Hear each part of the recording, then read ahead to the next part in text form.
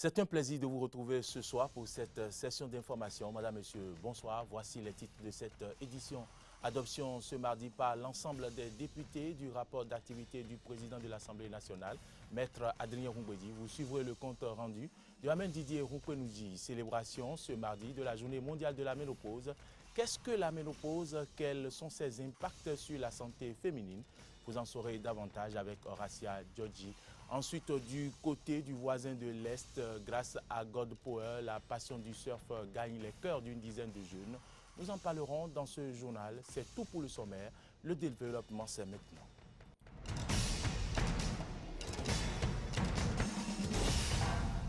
Bienvenue à toutes et à tous. Démarrons cette édition par la célébration ce mardi de la journée mondiale de la ménopause. Je vous l'annonçais en titre, une journée dont l'objectif est d'honorer toutes les femmes. Elle vise les millions de femmes qui, partout dans le monde, arrivent chaque jour à ce stade de leur vie. Qu'est-ce que la ménopause? Quels sont ses impacts sur la santé féminine? Suivez les éléments de réponse dans ce reportage de Horacia Djodji et Damien Pedro. La ménopause est la disparition définitive des règles chez la femme. Elle survient généralement chez la femme béninoise à partir de 47 ans. Cette dernière perd du coup son statut physiologique de femme capable de procréer. Pendant cette période de la vie, le corps de la femme arrête de produire des œstrogènes, ce qui entraîne un déséquilibre. Au niveau du corps, nous pouvons observer des bouffées de chaleur chez la femme. La femme va sentir comme une chaleur qui se dégage de son corps. Et cette manifestation est très gênante chez la femme. Des fois, elle va beaucoup transpirer et la transpiration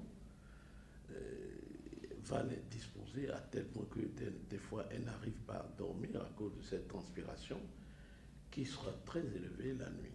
Elle peut présenter quelques épisodes de certaines sensations comme les maux de tête, des signes comme le vertige, la palpitation, etc. Des signes qui peuvent être associés à un certain nombre de maladies graves et à la perte de la libido chez la femme. Certains types de cancers du col, du vagin, etc. peuvent s'exprimer par là.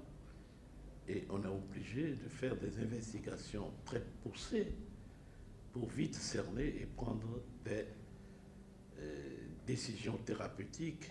Le fait que la femme ne sécrète plus les hormones, c'est des hormones sexuelles en fait, qui vont lui permettre d'avoir un équilibre, vont faire qu'au niveau de son équilibre sexuel aussi, vous comprenez qu'il n'y aura plus cette sensation qu'on appelle le désir des rapports sexuels, par exemple, et elle va sentir aussi des sécheresses au niveau du vagin, au niveau de la vulve, si bien que les rapports seront douloureux, difficiles à réaliser. Mais la plupart des femmes en situation de ménopause ne développent pas le réflexe de consulter un médecin. Lorsqu'il y a une manifestation pathologique et invalidante, les préoccupe, elles y viennent.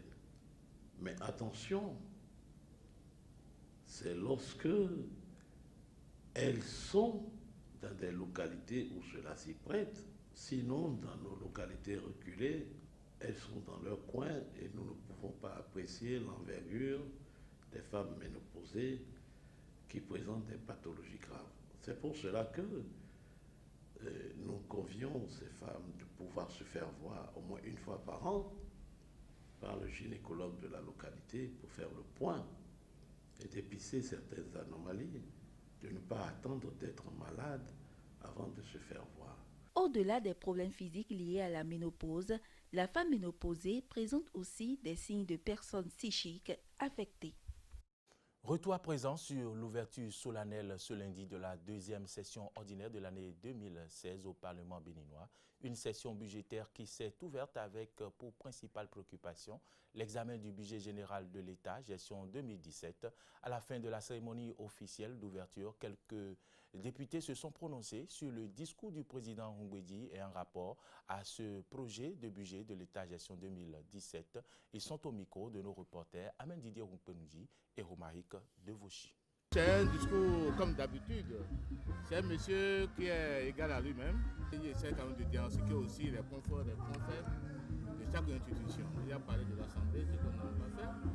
Et compte tenu du temps, il a parlé aussi du gouvernement. Mais il a trouvé quand même une solution alternative pour le gouvernement dès lors que le pouvoir vient de s'installer. C'est vrai, moi, on n'a pas eu à parcourir le budget, mais je félicite le président. Moi, je pense que c'est un budget très ambitieux et nous devons l'encourager et lui donner les moyens de mettre ce budget en application pour que nous puissions vraiment accéder au développement. Moi, j'ai confiance au président de la République, son Excellence Patrice Talon, parce que c'est un homme d'affaires très intelligent, très dynamique, qui sait là où trouver de l'argent. Donc moi, je suis confiant. Il va trouver ce financement-là sans problème. C'est un homme averti, le président de la République. Je crois que les députés, c'est des hommes qui aiment leur pays. Pour que le pays avance correctement, il faut lui voter ce budget-là. 2010 milliards. On me dira que c'est énorme, que c'est beaucoup. Par les temps de récession que vit le Nigeria et tout. Mais bon, l'autre chose, on dit demander. Nous sommes en train de demander. Et Inch'Allah, on espère. Eh bien, démarrons cette, je disais tantôt, poursuivons plutôt cette édition par l'adoption du rapport d'activité du président de l'Assemblée nationale, Maître Adrien Ngouedi. C'était ce mardi. Le 3e de la 7e législature a été présenté, adopté. Je parlais de ce rapport. L'ensemble des députés donc ont voté le rapport d'activité du président Adrien Ngouedi au Palais des gouverneurs. Nous y reviendrons dans nos prochaines éditions. God Power a grandi dans la baie de Tarkwe à Lagos, mégalopole plutôt africaine de 20 millions d'habitants. Passionné de surf, il transmet aujourd'hui sa passion à une dizaine de jeunes, tous CESES, sur les eaux de l'océan Atlantique à l'entrée du port de Lagos. Un cargo, des vagues et du surf, un cocktail improbable mais à Lagos. Mégapole africaine, la démesure et de rigueur. À l'embouchure du port de la ville, les aficionados des rouleaux se retrouvent dans la baie de Tarkwa. Pionnier du surf au Nigeria, God Power a grandi ici. L'océan est son sanctuaire. Près de 80% des Nigérians n'aiment pas l'eau. Ils ont peur des divinités aquatiques comme Mami Wata et Papi Wata. Mais je les rassure et je leur donne l'opportunité de venir. L'océan ne va pas les tuer, l'eau n'a pas d'ennemis. Et pour prouver que l'océan n'a pas d'ennemis, God Power a monté une école de surf. Marée après marée, il a converti les jeunes de son village à la maîtrise des vagues. Junior, Emmanuel et Moss, ils évoluent tous sous les conseils de leur mentor, dans l'espoir un jour de devenir champion de surf. J'aime le surf parce que ça me rend heureux. J'ai envie d'en faire toute ma vie au Nigeria et faire des compétitions. Ils aiment vraiment surfer, c'est pour cela que je les aide et que je leur apprends. Et j'espère qu'ils représenteront le Nigeria au JO 2020. Mais avant les Jeux Olympiques, il leur faudra d'abord s'équiper, car dégoter une planche de surf au Nigeria n'est pas une mince affaire. Le principal souci, c'est l'équipement et être sûr qu'il soit solide. Ça ne sert à rien qu'on nous donne du matériel ou qu'on l'achète si c'est pour devoir le racheter 6 mois plus tard. Signe que le surf est en vogue à Lagos, un cinéaste nigérian vient d'achever le tournage d'un film consacré à Tarkwa et ses surfeurs. Une belle reconnaissance qui pourrait populariser la baie et pourquoi pas la hisser au rang des meilleurs spots mondiaux. Abidjan a vécu mi-octobre un week-end au rythme endiablé du coupé décalé. C'est à travers un grand concert en présence de toutes les stars du genre musical qui ont été récompensées. Le coupé décalé, un mouvement musical né pendant la décennie de crise politico-militaire et au vaste succès. Suivez plutôt ce reportage.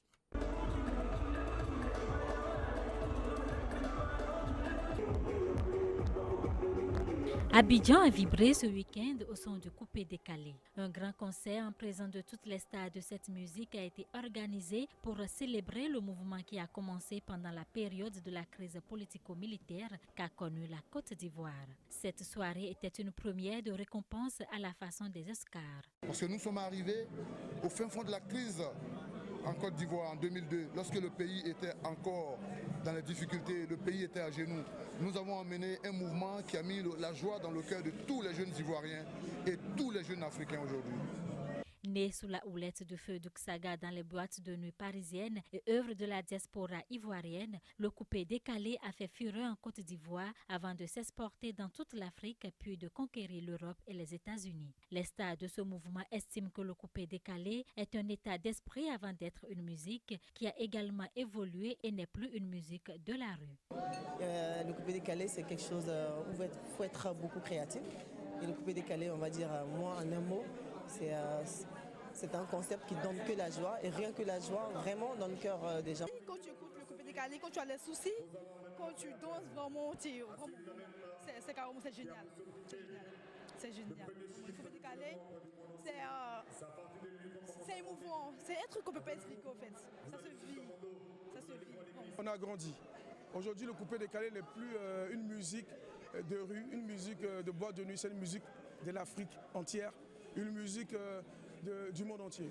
Donc c'est pour vous dire, le coupé décalé fait partie de la culture africaine. Précisons qu'au cours de cette soirée de récompense, DJ Arafat, le leader de la jeune génération, a été élu artiste de l'année.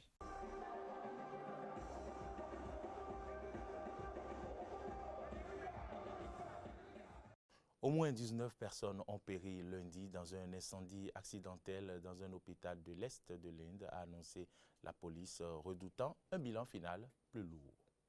L'incendie a eu lieu à l'hôpital de Bhubaneswar, la capitale de l'Odisha, un état côtier de l'Est de l'Inde. Un court-circuit aurait été à la base du feu qui a pris au piège plus de 40 patients. Le bilan actuel fait état de 19 morts et pourrait s'alourdir selon le chef de la police locale. De nombreux patients sont dans un état critique et plusieurs d'entre eux ont été transférés dans un autre hôpital. Un drame pareil avait déjà fait périr en 2011 plus de 100 patients dans un incendie qui a ravagé l'hôpital de Calcutta, la ville la plus importante de la partie orientale de l'Inde.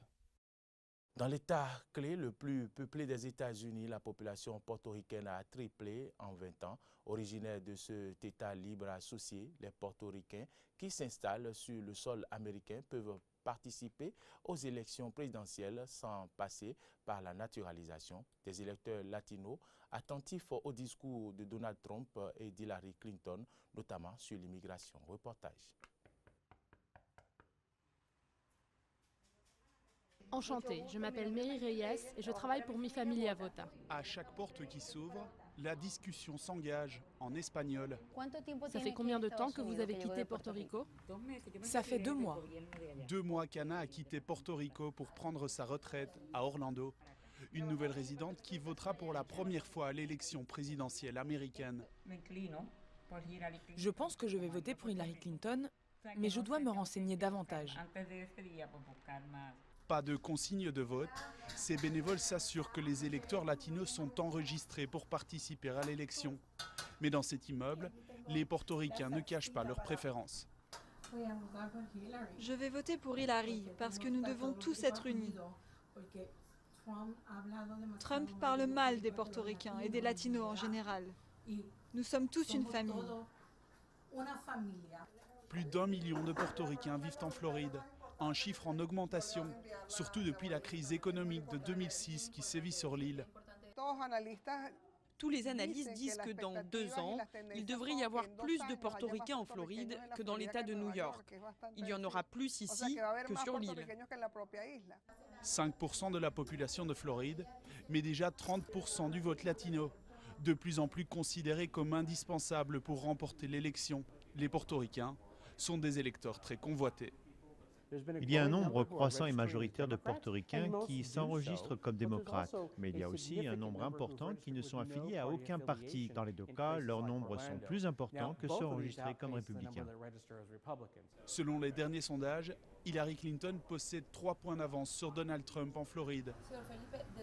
Mary et son équipe espèrent surtout qu'un maximum d'électeurs voteront le. Un déplacement massif de la population pourrait débuter d'ici une semaine à Mossoul, s'est alarmé l'ONU, quelques heures après l'annonce du début de l'opération des forces irakiennes pour reprendre la deuxième ville du pays aux mains du groupe djihadiste État islamique. Des kilomètres de tentes, les organisations humanitaires s'activent pour construire de nouveaux camps de réfugiés dans le nord de l'Irak. Les Nations Unies redoutent en effet un déplacement massif de population après le lancement lundi d'une offensive des forces irakiennes et kurdes sur Mossoul, bastion principal du groupe État islamique et deuxième ville du pays. Ahmad est arrivé il y a 4 mois dans le camp de Debaga. Il attend toujours sa famille et préfère ne donner que son prénom pour ne pas mettre les siens en danger. Ils nous ont maltraités et mis à la rue. Nous avons fui, nous sommes arrivés là et nous avons trouvé un refuge où nous avons reçu de l'aide. Est-ce que cela suffira à l'approche de l'hiver? Les organisations humanitaires s'inquiètent en effet du manque de ressources pour venir en aide aux centaines de milliers de réfugiés attendus. Sur les plus de 350 millions de dollars demandés par les Nations Unies, moins de la moitié est arrivée.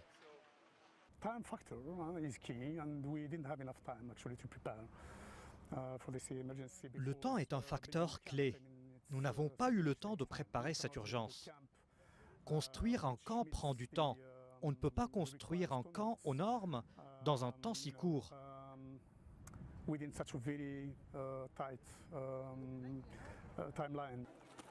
Le Haut Commissariat de l'ONU pour les réfugiés n'a pour l'instant construit que 5 camps capables d'abriter 45 000 personnes. Il espère au moins doubler sa capacité d'accueil dans les semaines qui viennent. Pour les habitants de Mossoul, le premier défi sera déjà d'arriver jusqu'ici.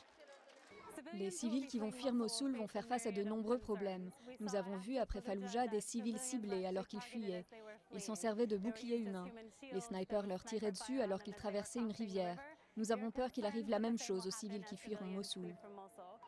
Selon les Nations Unies, la bataille de Mossoul pourrait déplacer plus d'1 million de personnes et parmi elles, 700 000 devraient avoir besoin d'une aide d'urgence. Événement spécial, mesure spéciale pour la 3e fois au cours de la 7e législature, le rapport d'activité du président Adrien Rungweji a été adopté par les députés de l'Assemblée nationale et ne saurait passer sous silence. Nous allons suivre rapidement cet élément avant de clôturer cette édition. Ce rapport d'activité couvre la période du 1er avril au 30 septembre 2016 et renseigne sur les grandes actions menées tant au plan législatif que sur la diplomatie parlementaire. Le président de l'Assemblée nationale, Maître Adrien Rungweji, a fait le point exhaustif résumé qu'il a fait connaître à la plénière. Je salue par ailleurs la sérénité, l'engagement et le sens élevé du devoir de l'ensemble des députés qui nous ont permis de remplir pleinement notre mission. Je me réjouis surtout de l'assiduité et de la ponctualité qui se sont améliorées au cours de la période de référence, comme l'indiquent les statistiques. Notre sérieux et notre ardeur au travail nous ont permis d'examiner et d'adopter plusieurs lois, de mettre à la disposition du gouvernement d'importantes ressources financières et de traiter de nombreuses préoccupations nationales. Nous ne devons pas relâcher les efforts, nous devons au contraire continuer de travailler avec esprit de responsabilité et de tolérance. Je vous invite donc à perpétuer dans nos comportements la ponctualité et l'assiduité à nos travaux afin de nous permettre de remplir notre mission dans l'intérêt supérieur de la nation. Les députés ont pris la parole dans leur ensemble pour féliciter la conception et le contenu de ce 3e rapport d'activité du président de l'Assemblée nationale. Et lorsqu'on fait une juxtaposition entre ce rapport et l'élégant discours que vous avez tenu hier, on voit la profondeur de votre action à bien conduire ce Parlement. Ce que je note, je pense que c'est le résultat de votre leadership personnel. Je fais le témoignage de cette bonne ambiance que je note au niveau de la représentation nationale. et je constate que votre leadership y participe énormément. Je vais voter le rapport et je suis sûr que très facilement ce rapport sera adopté. Compte tenu, il faut apprécier aussi la manière dont les débats sont dirigés et le sentiment qui pourrait animer tous les députés ici dans l'hémicycle. Monsieur le Président, nous sommes satisfaits. J'aimerais citer, entre autres, Monsieur le Président, l'étude et le vote des lois qui a beaucoup progressé, la modernisation de l'Assemblée nationale, du travail parlementaire, je voudrais dire, l'amélioration des conditions de travail des députés et du personnel. Quelques préoccupations sont ressorties pour plus d'éclaircissements. À la page 50, la dernière phrase, la réalisation d'une clôture massive à l'instar de l'existant du palais des gouverneurs sur l'esplanade avec la protection, ainsi de suite. Je n'ai pas bien compris. J'ai voulu savoir si l'esplanade va être clôturée comme le Parlement et si cela était vraiment nécessaire. La mise en place d'un bloc médical avec équipement au palais des gouverneurs, c'est le paragraphe qui suit. Ça, je ne sais pas si c'est déjà fait et où cela se situe. C'est par rapport au dossier assurance retraite. C'est un dossier depuis la 6e législature. Monsieur le Président, il y a une injustice flagrante que je crois que nous sommes en train de dénoncer depuis la 6e législature, mais c'est resté jusqu'à présent comme ça. Le sort réservé à la construction du siège de l'Assemblée nationale à l'entrée du Porto Novo a préoccupé l'honorable Augustin Aronvoebla. Je sais que vous avez déjà beaucoup fait, mais s'il y a encore quelques réglages qui nous permettraient de disposer des députés de mon siège, ce ne serait pas mauvais. Donc je vous prierai de voir ce que vous pouvez faire pour que véritablement au cours des discussions particulières, notamment avec les 2 ministères concernés, que nous puissions régler définitivement la question du siège de l'Assemblée nationale. Le rapport d'activité soumis au vote a été adopté à l'unanimité des députés. C'est par ces nouvelles de l'Assemblée nationale que se referme cette édition. Nos informations continuent sur les réseaux sociaux, Facebook, Twitter et sur notre site internet www.benin-eden.tv. Ce journal a été réalisé par Moïse Pativon. Merci à toutes et à tous. Demain, Matin d'Eden, c'est à 7h. Ne ratez surtout pas. Bonsoir.